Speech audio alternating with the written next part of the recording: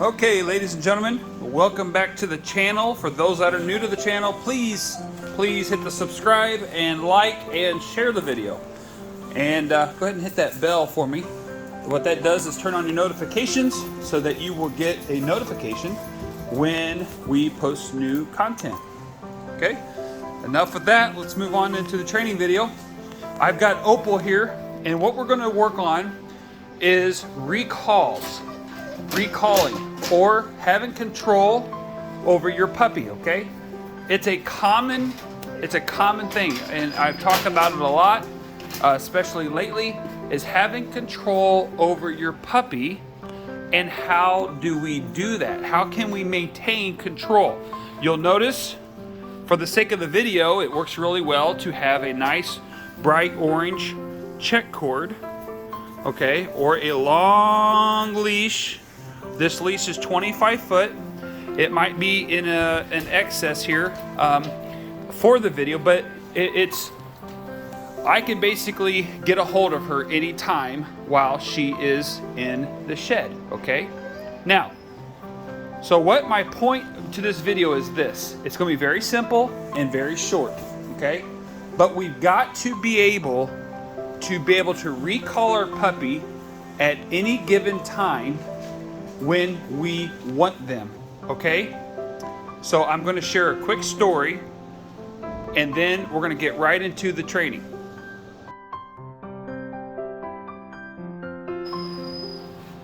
Okay, so here's the story, is that there was a couple that was riding their horses down the horse path.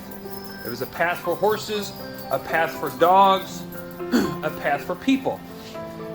And the individual was walking with his dog, golden retriever, down the path approaching the horses. This is why it's important, number one, that we follow all the ordinances in the area that we're in, like keep your dog on the leash, okay? And also being able to recall your dog.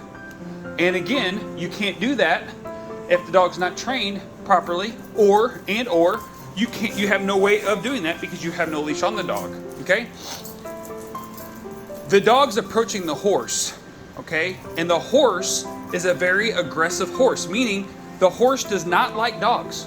Matter of fact, the horse hates dogs. For some, it's a rescue horse. It has no issues with, if the dog can be kept at bay, if the dog can be retained where it's at, and from a distance, the horse will feel safe. But what happens is the horse doesn't feel safe because the dog's approaching the horse. The horse wants to get protective of his area, or himself rather, and stomp, okay? I'm sure many of you horse people know exactly what I'm talking about, all right? So the guy's like, hey, my dog's okay, it won't hurt your horse. And the story was shared with me is like, hey, we're not worried about the horse, we're worried about your dog, okay? So sometimes we think in our minds, oh, it's no big deal, my dog's not gonna hurt nobody. Well, in this case, it wasn't the dog that's gonna hurt somebody, it was gonna be the horse that's gonna hurt the dog. Okay, because the person with the dog had no idea what the person on the horse was trying to do. And they're trying to give this rescue horse socialization, trying to get him out and do what's right by the horse. But, so what I'm trying to get to is this. It's always important, number one, follow the ordinances that you're in. Okay, if it says most commonly anyway, if you're in a park, public area, it states to keep your dog on a leash. Do it. It's not going to hurt your dog, and it's not going to hurt you, but it could hurt someone else. And in this story, it could have hurt the dog. Thank God it didn't. All right, so we'll get right into training now. So I want to be able to recall Opal at any given time, and I'm going to do it before she chews my leash to pieces. All right, so. And this is simply just to show you, if you're in your house, you can do this in your house. You could do this anywhere, even in public, okay? And like I said many times before, you could take this and tie it to your belt, okay? Or hook it to something. You can even put another clip on this end, okay? So you can go to the hardware store and buy another clip that's about yay long. Ace carries them. That's where I get all my stuff. Or Menard, any big box store or any small hardware store will have these clips. And you can just run this in through the open side of the clip and then just clamp it down with cable clamps.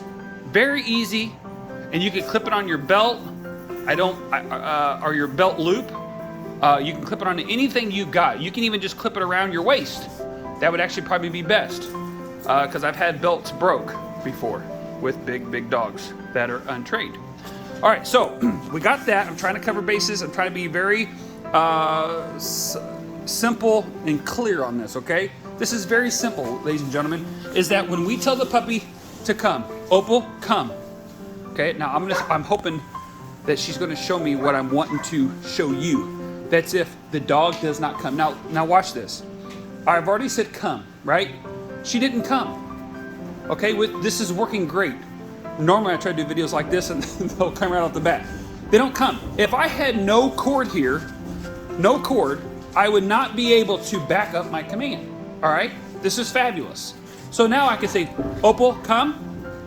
Okay, now look, she says, no, not interested.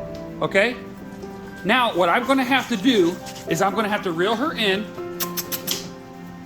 and get her attention off the cord. Come on, Opal. Okay, and I've got to get her to come to me. Okay? Now we got to be very gentle. I don't want to be, like right now, if I pull on this, you know, it's stuck underneath her leg. See like that? See how I gentle pulled on it? She pulls her leg out of that one. Okay? Let's work on this together here. Nice and gentle. Easy does it. Okay, there we go. Now we're back up where we need to be. Just gently pull. Okay, come all the way to me. Okay? All the way to me. I'm reeling her in all the way to me. There. Okay? Now, I'm going to put her in the sit command right there. Okay? Good. Good sit. Good sit. Now, I'm not going to praise her on the come because she didn't come the first time. Okay? She didn't, when I told her to come to me, she didn't do that. All right? Now that she's in set position, excuse my mess in the background, but it is what it is. It's a working training area. So now we're going to say, come, Opal. Come. Hey, good girl. Good girl. That's a good girl. That's a good girl. Okay. I don't think I could have had that go. That was perfect. I don't think I could have wrote the script out any better than that. Okay. And have it go short space of time. So you see what I'm doing there is we show her what we want her to do. She's going to chew that. I got to get that off of her. Let me take that off. She's not used to having that check cord on her like that. Where she can have free will to it. I showed her what I wanted her to do, okay? So she didn't do what I wanted right off the bat, okay? But we worked with her. We showed her what we wanted her to do, okay? And you notice the first time it didn't go very good. I had to get her attention, then she went over there. You know, said, oh, I'm getting closer to you, but I don't, do you really mean what you say? Do you really mean what you say? I'm gonna go to the place. And no, that's not what I meant. So then I come to here, and then I tell her to sit. Okay, so I'm asking the questions. Okay, if you're asking the questions, you're in control. All right, so I ask her to sit, she sits, she gets her praise. But she did not get her praise on when she came to me. All right, so we did it again. We set her down there, and again, excuse my mess in the background. I've got supplies and we've got to run business. I'm not trying to paint you a pretty show here. I'm just trying to do my job and relate how to train your puppy. Okay, so again, please excuse my mess. And we have her sitting here and we say, come. Then she came to me and then what? We got excited. Okay, did you see any treats in my hand? No, you did not. Okay, so because she knows what come means, but she's saying, well, I don't maybe want to listen, or I'm sidetracked with this here and now she stole it from me again. Okay, so that now if I would tell her to come, she's not going to listen to me. She's sidetracked with that, and guess what? I'm not hooked up to her no more, and I have no way of backing that up. So what do? I don't tell her to come. There's no way of backing that up. I would go over there and get her and try to then hook that back up to her, then tell her to come to me or such like. Okay, so short little video. I hope I can keep it underneath 10 minutes for everything. I got hooked together maybe 15, but hopefully that's helpful to you guys. I know a lot of people are struggling with commands and you know, my dog does this, my dog doesn't do that, and whatever. Show your dog what you want them to do. Very simple, okay? Just like we did it there. We showed her what come looks like. Then the next time we said come, she came, she knew exactly what that looked like. And then we gave the reward. So we showed her, we gave her the command, and we praised her, okay? If that's confusing to you, let me know. Send me an email. You can find that on my Facebook page. Give me a text message, a phone call. You could go through Google, through my business. It doesn't matter how you get a hold of me. All my information is on Facebook. You can find it there, Van Waters Labradors on Facebook. You can contact me if you got any questions at all. I just had another gentleman ask me about, introducing my puppy to water. Is it too early to introduce my puppy to water? Yes, it is. Don't do it outside. It's very cold, okay? Unless the dogs are used to cold water and they're used to the cold temperatures, they've been acclimated to that, then maybe so be it. But if it's too cold for you and it's not comfortable for you to get in there, it's probably not comfortable for them, okay? Even though they can take cold water better than we can. But what you don't want to do is take a puppy. Now, Opal, she's fine. It doesn't bother her. But if you take a puppy that's, say, 10 weeks old, okay, we're going to have a problem here if I don't watch this. If I take a puppy that's 10 or 12 weeks old down to freezing cold water and try to introduce them to water, I'm going to have a dog that's going to be afraid of it. You say, well, what do I do to introduce my dog to water? Get yourself a little puppy pool. A kiddie pool. Get a little kiddie pool and put some warm water in there and let them play in the warm water until the temperatures get a little bit warmer, okay? We try to shoot for 60 to 70 degrees in the water. Ideally at 60 degrees, just until, the first initial part of it. And then you can kind of let the water get colder. And of course, by season, you're gonna want it to get colder and get them in there a lot because, let's face it, season gets cold and they have to be used to that cold water. Now, if you just want them to swim in the lake and the beach or what have you, then obviously you're gonna want to, keep it warm. But introduce them in a good setting, okay? Introduce them to a good setting. Please don't take your puppy home and just throw them in the pool, okay? I've got a neighbor not too far from here, and I shouldn't say really neighbor, but they're maybe a mile away from here. I'll say it that way. And the old school is you just throw the dog in the water and let him swim, and that's you're taking a risk.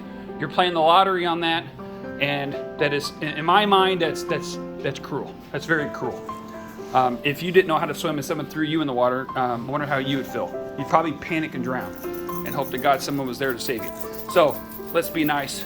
And anyhow, don't want to go on a tangent on that. But anyways, appreciate everybody. Hope this video is helpful. We are going to do some more videos here, especially of Opal. I've got some other dogs. It's been extremely busy with everything going on. And so it's just that time of year. It just gets very busy. So it might be a little challenge for me to get videos produced, but we'll do the best we can. So appreciate everybody, and we'll see you guys in the next one.